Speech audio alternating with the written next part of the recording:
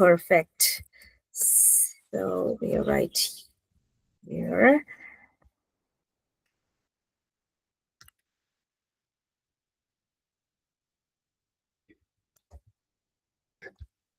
So I'll quickly start that. Good evening, everyone. My name is Harpreet Kaur Chaudhary, and today we are exploring a transformative initiative born from a powerful synergy of NCERT CIET, which is in collaboration with Google for Education. This is a session specifically designed to introduce you to the specialized course hosted on the Diksha platform named Leveraging Digital Tools and AI Strategies in Language Teaching. My name is Harpreet Kaur Chaudhary, and I'm a Google certified trainer and innovator. I also lead Google Educator Group GEG Ludhiana, although I'm based out of Delhi. And basically, Google Educator Groups here align you with all the modern tools to equip you to make your classrooms shift from traditional classrooms to the modern classrooms with the 21st century skills, as we're all talking about the 4 C's in technology.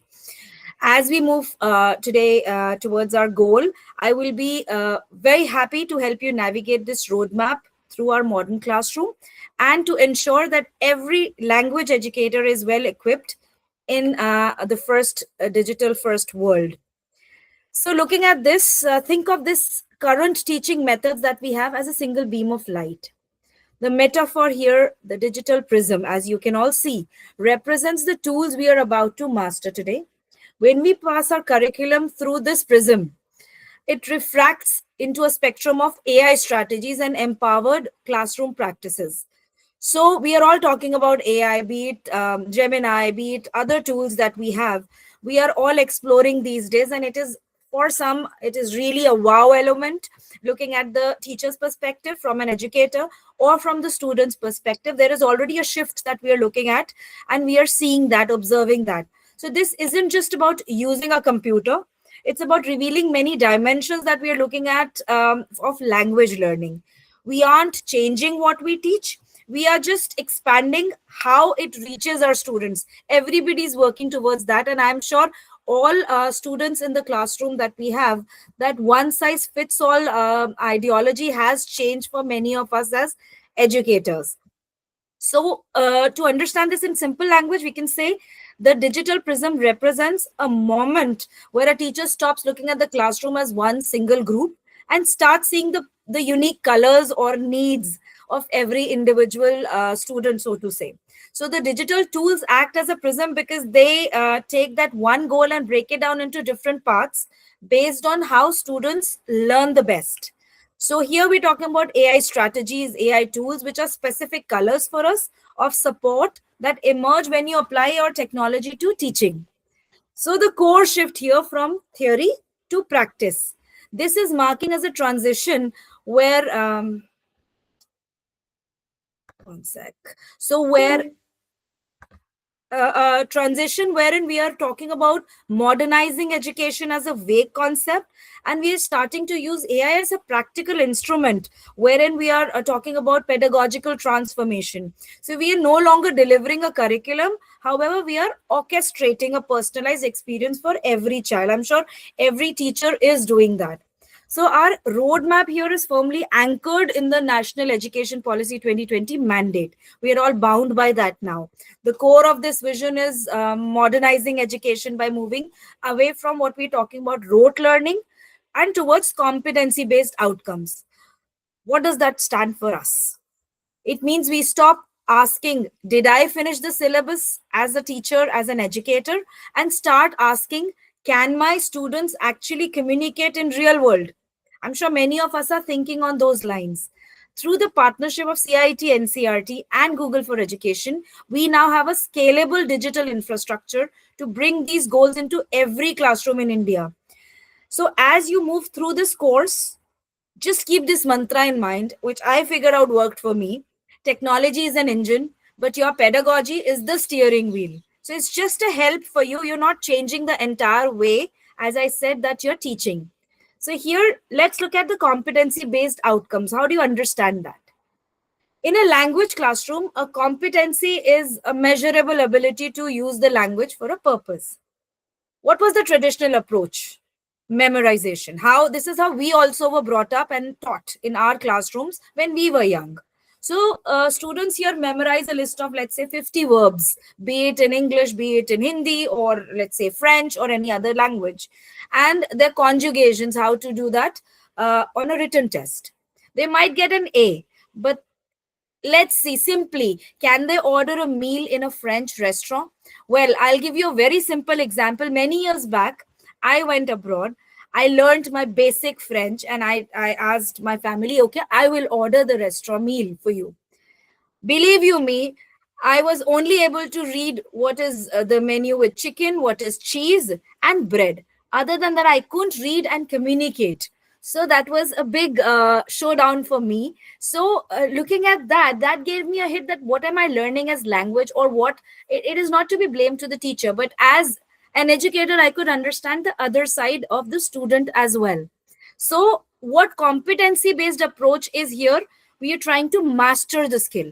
So the goal is functional communication. That's the whole idea, whether they can communicate. बात कर सकते हैं.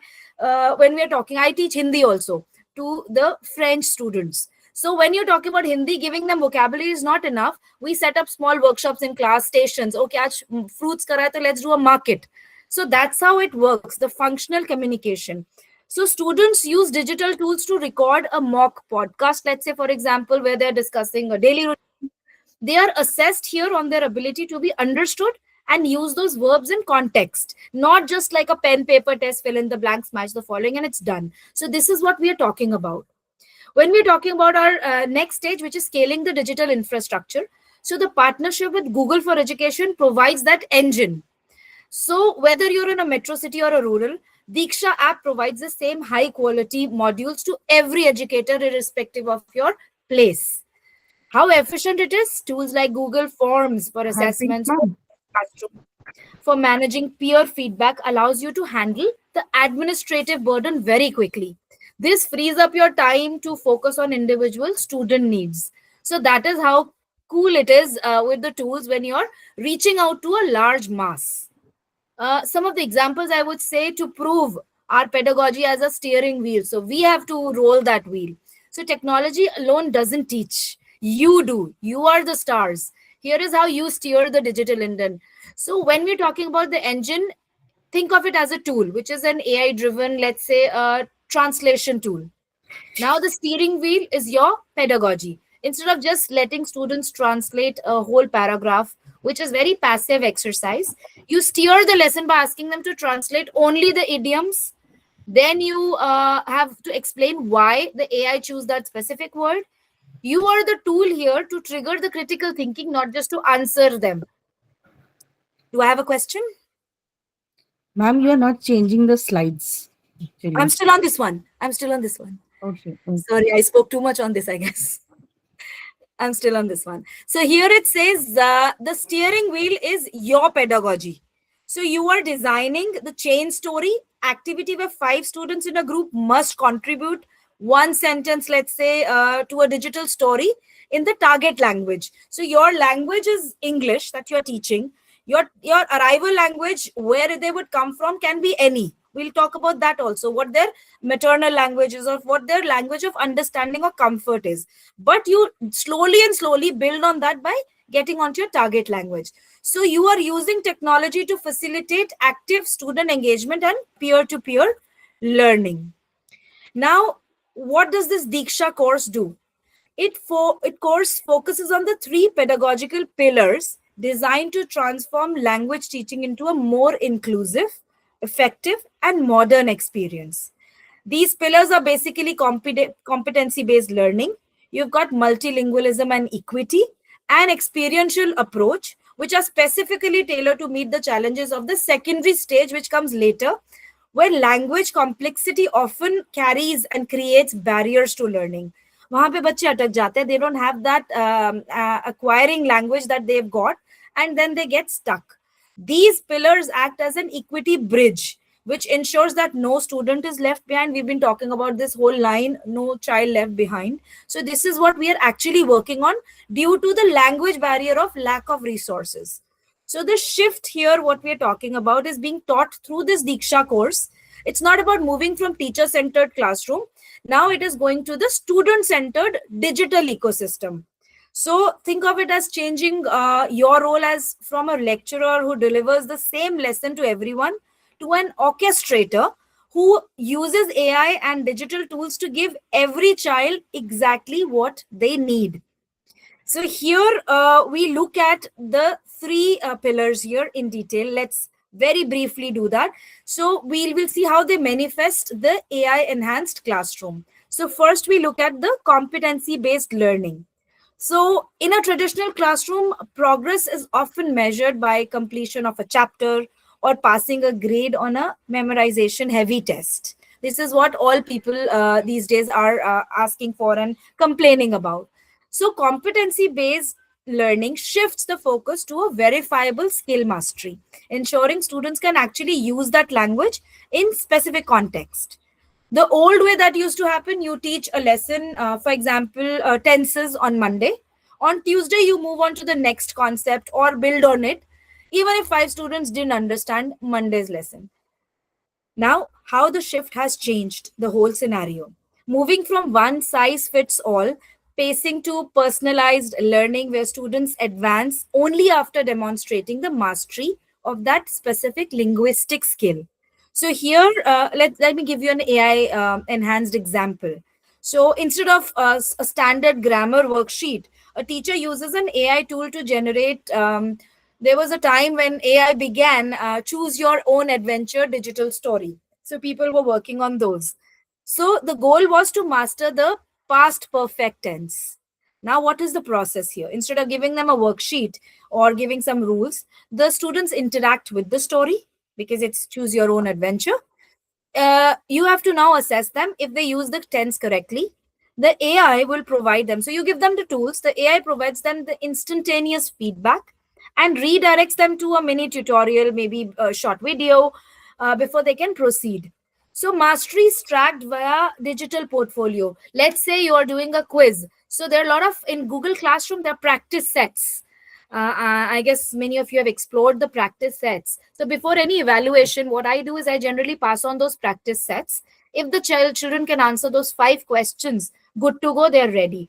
If they have any concept that they're struggling with, they will not go to the next question until they correctly answer them. So that's when there are hints, clues. Sometimes I give them more exercises. Sometimes it is linked with your classroom videos that we've created within the classroom by students when they are presenting. So that also really works.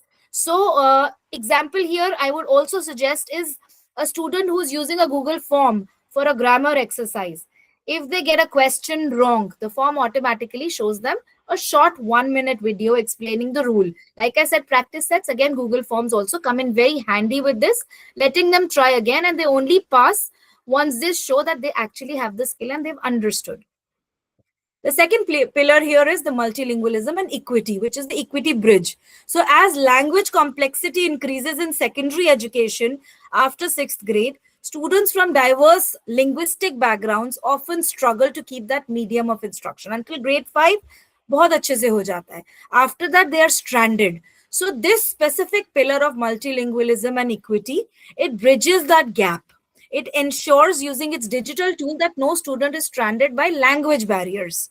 So moving from a monolingual instruction model to a networked collaborative ecosystem, this is where it values the student's native language. So during, let's say, a literature lesson on a complex poem, the teacher utilizes now the AI or the AI-driven translation, to be very specific, and the real-time differentiation tools. So she breaks down the concept or the lesson where it has to go towards the end target into different scenarios.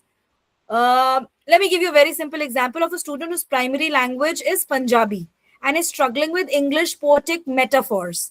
So here the educator, the teacher can provide a digital version of the text where the student can hover over difficult phrases to see the contextual translations using the live translation of hard words in their native language or a simplified English explanation for that matter. And then this is tailored to the specific proficiency level.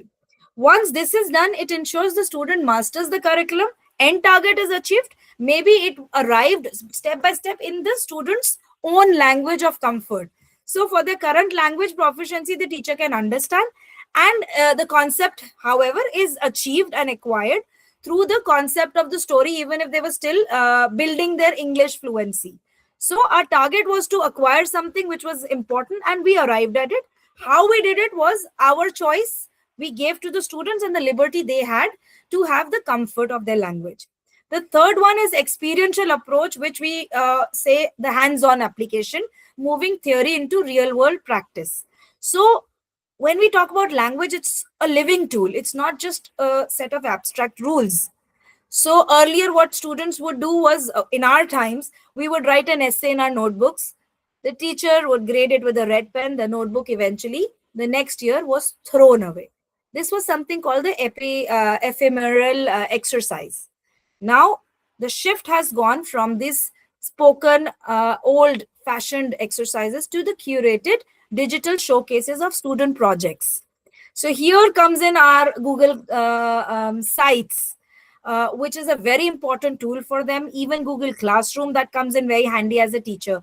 So instead of just reading about persuasive writing, students are critical thinking tasks, wherein they create a digital advocacy campaign for, let's say, a local environmental issue that the community is facing as general.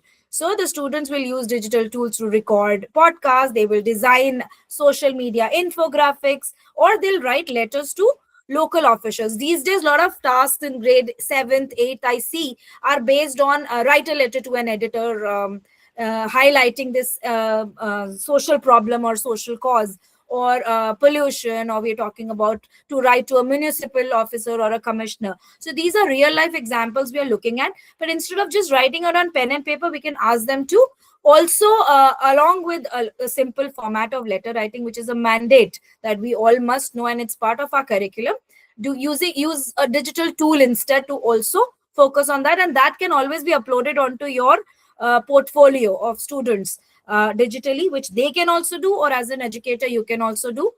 And then this stays for years to go, and it can be used as a reference for the next year to come, that comes to you, another grade that passes on to another grade. So that is like a digital footprint that remains there. So the teacher here is using that collaborative management tool to facilitate peer-to-peer editing, where students provide feedback on each other's digital drafts. So the final product is a digital showcase that demonstrates students' ability to use that language influence in the real world audience. Now we're talking about that bridge. In a typical Indian classroom, we aren't just teaching a subject, we are navigating a sea of diverse linguistic backgrounds. Traditionally, if a student didn't perfectly understand the medium of instruction, be it English, be it French, Spanish, Hindi, they were simply stranded. Many of them are very timid. They're very shy to even come up and ask that they didn't understand. When they ask the neighbor who's sitting next to it, they are grounded for it. So they might be very brilliant at the subject, but they fail because of the language. So now when we are using these digital tools, they construct that equity bridge through the AI-driven translation, the real-time differentiation, and we are providing that personalized digital support to them. So this ensures that every child, regardless of their mother tongue or starting proficiency, they can reach the same required curriculum mastery. Now, let's look at quickly the 3 pillars of the pedagogical triad matrix. So now here it says the competency-based learning. We are building cognitive frameworks here, wherein the result is a verifiable skill mastery. So, for example, instead of a student just knowing how to conjugate a verb, the output is that they can use it correctly to describe their actual daily routine in past tense. Let's say, what did you do over the weekend? Instead of learning those 10 verbs in past tense. So you can verify that skill just not by the memory, by the usage. Then it says multilingualism and equity, which was the prism and the bridge, if you remember. It's right there. It focuses on inclusion and access, wherein in a classroom, you have students speaking Hindi, Punjabi, English, or other languages. You use that AI-driven translation as the bridge. So a student might read a complex text in English, but using a digital tool to see the key concepts explained in their mother tongue, the output is that the whole class arrives at the same unified understanding of lesson. This is what you would do as a parent also. When your children come to you when they are younger, you always translate them to the language or the way the explanation is simplified. Maybe the teacher has taught it a different way. You look at the comfort of your child. So it's similar situation in a classroom. Finally, the experiential approach here, which is the hands-on application, where the result is real world translation of an abstract theory which children will not understand, but when a usage happens they are very clear. Like I gave you an example of just reading a chapter, let's say on environment. They use a microscope, which is a metaphor here, to examine the local environment and see what are the issues that they are facing around school. Maybe there is a garbage bin right across. Maybe there is a issue with your school being in the middle of a residential area, and that can be an issue towards dispersal when there's a lot of traffic or morning time. So the maybe you have to deal with the traffic there. So those kind of very practical issues. So children can run campaigns using those posters. They can make those digital infographics, spread awareness, talk to drivers there. Maybe it can be just a walk outside the school. So it is very practical, and honestly it eases our work because everything is hands on, no worksheets to be prepared, everything is just on the move. So to look at it as an empowered educator, our job is to use these gears. If you look at it, the gears of an engine, build these bridges and provide these microscopes to our students. So this matrix ensures that our teaching is isn't just a talk. It results in a measurable, inclusive and practical mastery of the skill that we have. Now, moving from pedagogical shift from instruction to orchestration. So we are currently witnessing a fundamental change in our professional identity. We are moving from being instructors, the sole source of information, which we were, to being orchestrators of learning. In the traditional model, we were often restricted by the systemic limitations of the school, the curriculum, the way we had to do it. But in the AI-enhanced modern classrooms, those walls have come down. So let's quickly look at these four specific shifts that define the new era. One is pace. One size fits all to personalized learning now. So in the traditional model, everyone was moving at the same speed, regardless of mastery. If a student is fast, they are bored. If they are slow, they are lost. So what is the shift now? So we use these digital tools to foster personalized learning at a digital proficiency level. For example, in grade 4 English class, while one group is using AI leveled readers to practice basic phonics, another group probably uses digital writing lab to draft complex narratives. Maybe they have a brainstorming session together and they're working on that, wherein others are learning how to read and sound phonetically. Then there are the third group of students which are now moving on to actually using the device and working on typing using different tools. So you as an educator are no longer teaching to the middle. You are just orchestrating the multiple learning paths simultaneously, just overspearing the whole thing. Second is assessment from administrative burden to instant feedback. What the traditional model always fed us was assessment was like a heavy administrative burden with delayed feedback. So a student would write an essay. You would take a week to grade that essay, and by the time you get it back to the student, the teachable moment has passed. You've moved on to another thing.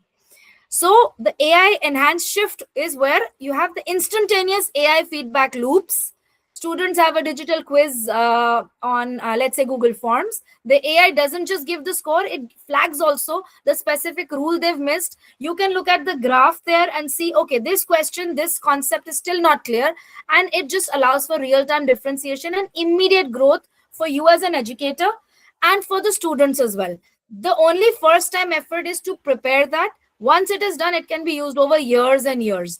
Even when you're doing the peer teaching or collaborative teaching with others, you divide your job and you divide your task into, okay, I will do these 3 chapters, or in this chapter, I'll do this, you do this. So you are splitting your workload also between educators as well, because they have the same platform as you. So we move on to the next one, output from the ephemeral exercises to persistent portfolios. Here we're talking about students moving from slow, old-fashioned spoken words that vanish, or written exercises that end up in a bin at the end of the term, which most of the time happens. Work is curated now in a persistent digital portfolio manner, and you have digital showcases. So instead of one-off speech, students record a video of the presentation they have to do. It becomes part of their digital showcase, maybe for their parents, for their peers, to keep it for a presentation towards the end of the year maybe, and it eases your job to just pick up what you want to showcase at the end of the year for an exhibition, for maybe a parent teacher meeting, or maybe some event that's happening in school. So you can still track their linguistic progress from one grade to another, creating that visible history of their competence, where they began from and where they have reached. Last one, we're looking at the management from top-down control to collaborative ecosystem. So here you had the top-down teacher-centric control, where the teacher was the only one who would answer.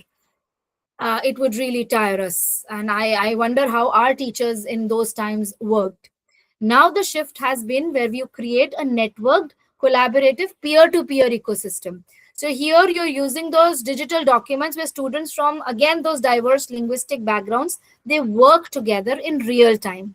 They peer edit, they share digital resources, and they solve problems as team also. There was a year when I gave my students, throughout the year, they were very excited about the technology and integrating that into a classroom. So my fifth grade, we it's a small number, so probably that was a benefit, but you can club students together as one. So whenever we would do a concept, one or two students were assigned that task to explain that task and record it through Google Meet. Once it was self-recorded, it was uploaded in the school website. So they were still young. We didn't want them to go onto the YouTube. So we still use that school resource, and through Google Classroom, it was shared with all the others. You see, when you teach others, it gets better. So every time they looked forward to it, that if I'm performing well in class, I'm active, or it's my turn this week or this month, I will be the one who will be recording, and I'll be the video star, as they would call it. It really worked, and it solidified the concepts I figured out at the end of the year, which I would spend hours and hours. So it was like a flipped learning. They would do the concept, come back with it, explain to their peers, and my job as an educator was very easy, just to modulate the whole program. So when we're talking about the shift, it's not just about doing more work. It's about doing it better. By letting the AI handle those repetitive instructions and the admin, you are free to just orchestrate the high-level human connections that really lead to true learning. So we are addressing here a great transformation of educational role through this course that you have to go through. So at this stage, you might be asking, what is the ultimate goal of this Diksha course? So the answer is simple: digital fluency. We aren't just giving you a login, or we want to take you raw AI capabilities and place them very firmly in your hands, wherein an educator, we know you are truly empowered. The students become a force for radical personalization, and you become a force for classroom equity. So here the transformation allows you to personalize your learning paths, drive that active student engagement, and perhaps more importantly, your own well-being, wherein you are automating the administrative efficiency by AI taking the lead of auto-correcting the task, creating it with tools like Gemini. Now you can just give your very smart prompts, wherein you take care of the client you are working on. For example, it's grade 5. What is the role that you want to give the AI? We are going to look at what is the target audience, what is the task you wanted to give. For example, if you want to create a Google form, and elaborate what all do you want in your task. The Gemini will be very happy to help you with all that. So just that one prompt needs a little thinking, and you come back with a whole idea. You even have lesson plans ready. So we're all getting into AI these days. So our jobs anyways are easy. We just have to learn to work smarter, not harder anymore, is what I would say. So here we're looking at creating personalized paths. We are looking at driving active student engagement, and we're also looking at achieving those automated administrative efficiencies. So, like I said, we need to work smarter by mastering these digital instruments which are in this course. You aren't just keeping up with times, you are reclaiming your time. and reaching to that every student that you really care for with care. So we've discussed the vision and shift in our roles, but how do we actually get there? So the pedagogical mastery is not innate, it's just built systematically. It's a 6-stage progression, which is the blueprint to execution. So these are not merely administrative modules or hurdles to clear. You can think of it as the very instruments of your pedagogical transformation. So we are giving you as a personal roadmap to becoming an empowered educator, wherein by following these 6 stages, you aren't just learning how to use computer, but learning how to re-architect the entire learning experience for your students. So it is divided into different phases. It's a 4-day lesson. You can do it in one day as well. So very interesting, very short. Phase 1 is about foundation. This is where the transformation truly begins. It's about, like I said, architecting. We start by building a foundation which is just not digital, but pedagogically very sound. So we aren't just moving paper to screen, but we are redesigning the way we deliver content and measure growth through true critical steps. First is the first course itself that says designing digital lessons. Second, which is crafting digital assignments. So here the first module, when we talk about designing digital lessons, it isn't just about uploading a PDF. It's about structuring content that is accessible and engaging. And the trainers who've taken these courses to explain you, they've given you real examples as to how it can be. So a lot of use cases are there which will help you build on it. So moving beyond the static PDFs or simple PowerPoints to creating that content that is accessible, engaging, and aligned with national standards. So this is the objective of this. For example, this is your first course. Here it says instead of just reading a chapter on solar system, you architect this lesson where students click on that interactive image of a planet that triggers a short audio clip. You know, now if you work on Notebook LM for that matter, you give your students that access to the resource that you've created. It's just a click of a button. They can do live quizzes there. They can click on a mind map and it further elaborates that information. You can create games using Gemini. It's just, again, simplifying your lesson. Upload your PDFs of the lesson and you let it run the AI for you. That's, again, very simple. So you are like an architect of your lesson, not going from pen and paper, but actually practically helping them do that. So maybe the short audio clip of a planet's name in English and in the other language that you are teaching the child, following by maybe a 30-second video of its surface, probably an explanation of the tool that you're explaining. Now you are here using a tool to make that content engaging, and we are all talking about the multimodal strategy. The second one, which is day 2, it's a second module, crafting digital assessments. With assessments, we all think of Google Forms. Yes, we are moving away from rote memorization and those multiple choice guessworks to actually mastering the true competency and how we can measure it. For example, language lesson, instead of a match the following quiz, you can craft an assessment where students must record a 1-minute audio reflection about their weekend. So very easy. Mobiles are available with everyone. They can just put it and post it onto the classroom. This digital tool will allow you to hear their pronunciation, check their sentence structure, and verify their actual fluency. This can even be done as a part of classroom teaching. So this is an assessment of a verifiable skill and not just a memory test. So phase 1 basically ensures, in short, with the 2 modules, wherein it isn't just a collection of files, but a carefully planned environment. By architecting your lessons and assessments correctly, you're ensuring that every student, regardless of their starting point, has a clear and fair path to mastery. Moving on to your phase 2, or the last 2 modules. Here, the phase 2 is where digital classrooms truly come to life. Here we're moving forward and beyond the foundation and into the social and collaborative aspect of learning.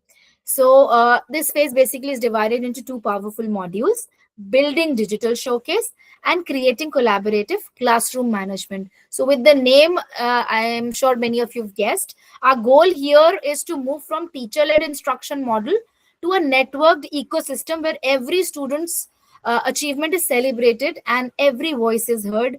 especially in a rich multilingual classroom environment that we all teach on everyday basis.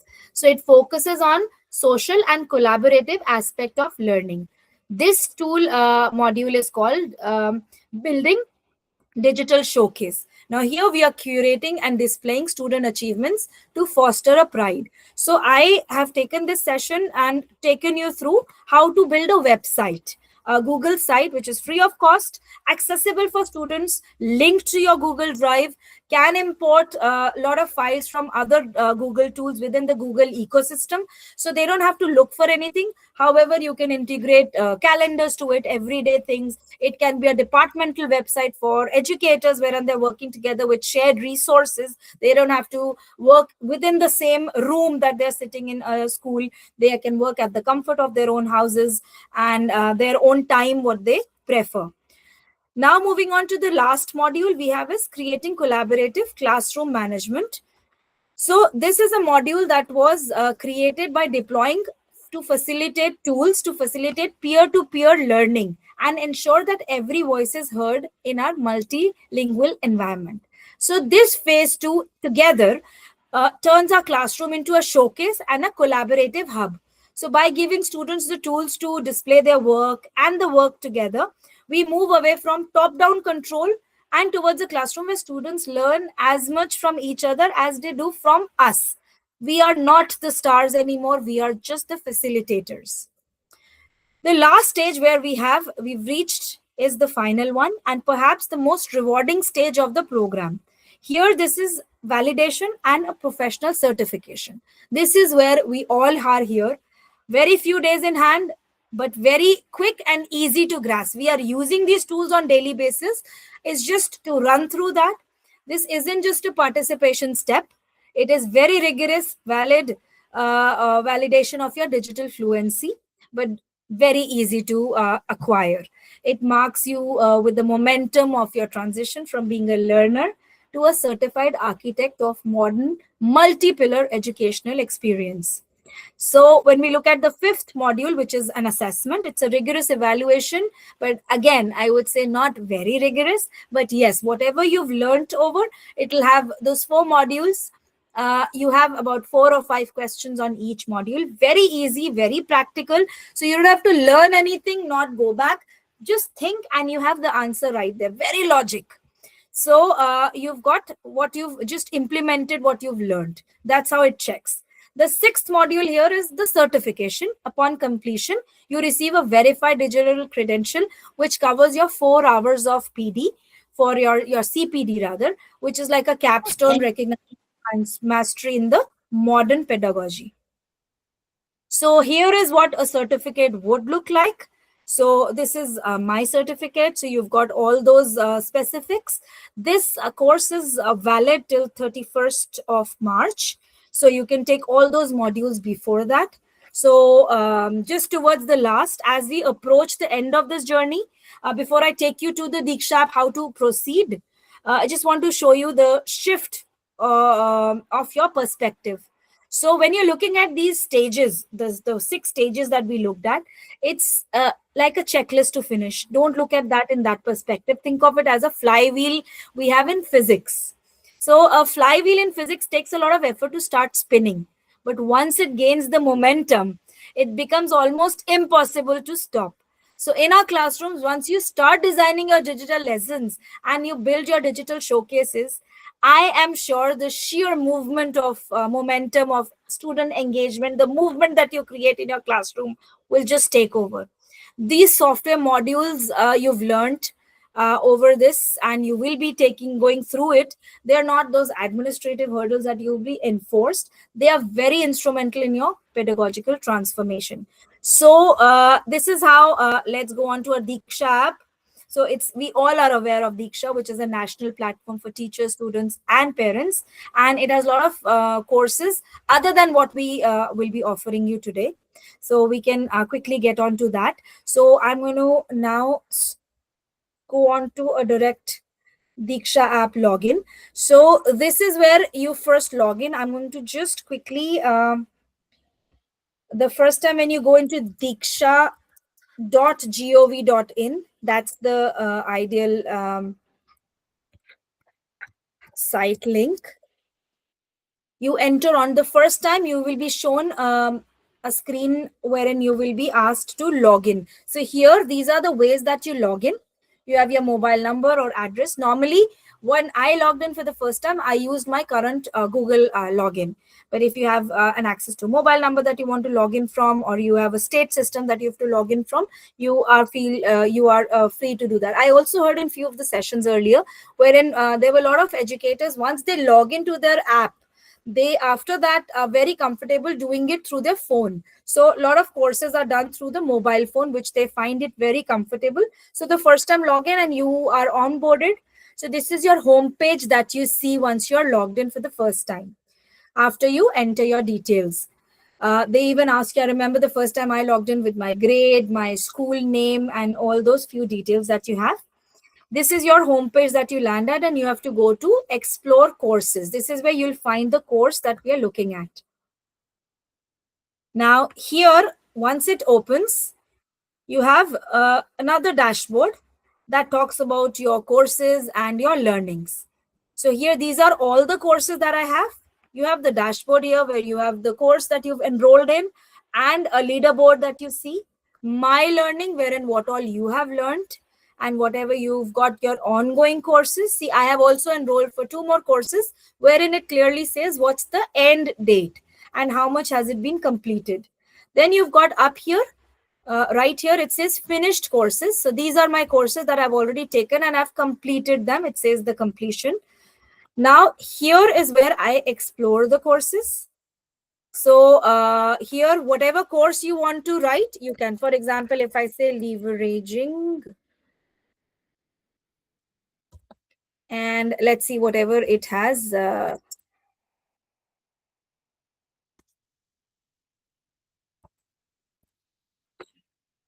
Digital tools, or wherever it finds that word, it'll give you. However, I'll show you the name is right here in my finished course. So it says leveraging digital tools and AI strategies. If you type that right there, it's the same as the name in the workshop that you've just come for. So that's the digital tools and strategies. Right here, you've got this. Once you log into this, you have the lessons, the assignments, the scores, your course updates. You have a question you can ask Diksha, and the course discussions. Now here, these are your modules that you have. So the first one, like I said, if you click on this, this is a PDF. It opens up. You can go through this PDF at your own pace, read what it is, what does it say. So this is exactly what we delivered as in our videos. So we go one by one across these PDFs. There are links on it that are clickable. So there are sample documents that have been given to you. So these are some of the use cases you can always look at. Each step has been demonstrated very clearly. On the left itself, it says digital designing digital lesson. That's the video which takes you, either you can use it here or you can go to a YouTube. It links you to a YouTube and you can play this video and it gives you exactly that 1 hour of a session that was held at NCERT in the month of October. Once you're done with the first module, you will see here there'll be a checklist. Here I have, it says completed. I can view it again individually or like this. Then you go on to the next one where it says crafting digital assessments. That's your second one. Again, the PDF, the video. That's the building showcase. Again, that's the PDF and the video. So if you see, this is where I pitched in, and this was on 29th of October. So this was a series of 4-day session back to back. So you can always play this and it gives you all the NCERT course online with the YouTube.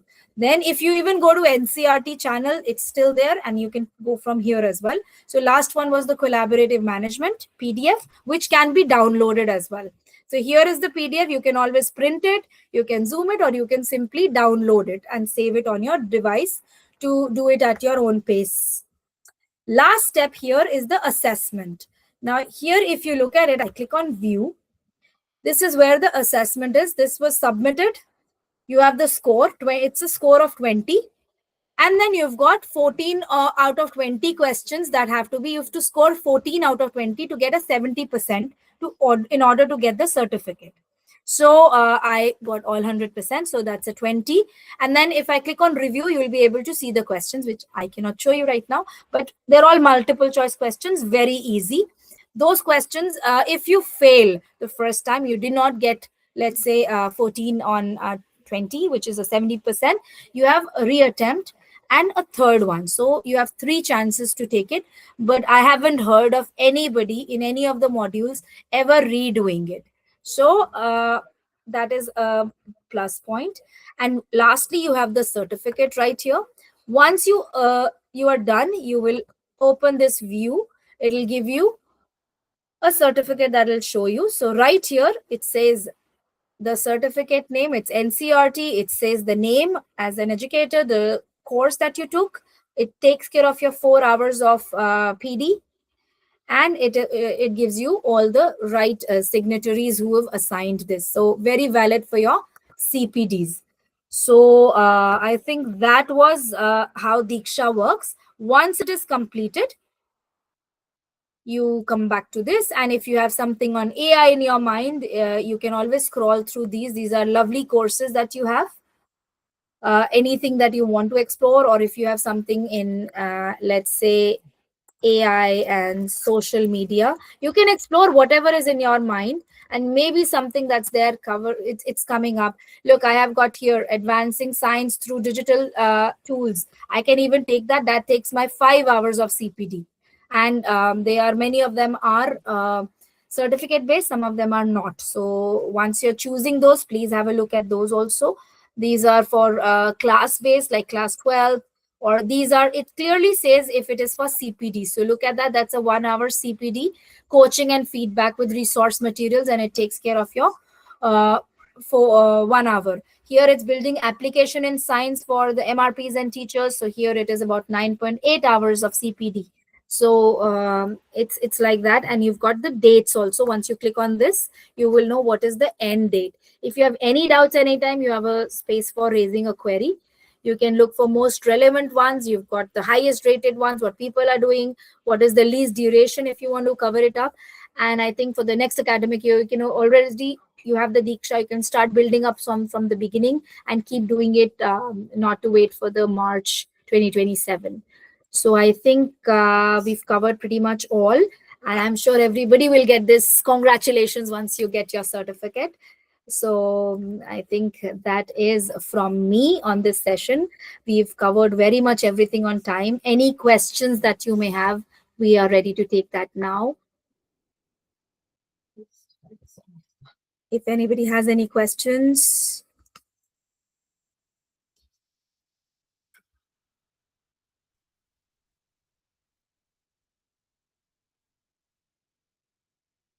Nobody? Everybody understood everything, I guess.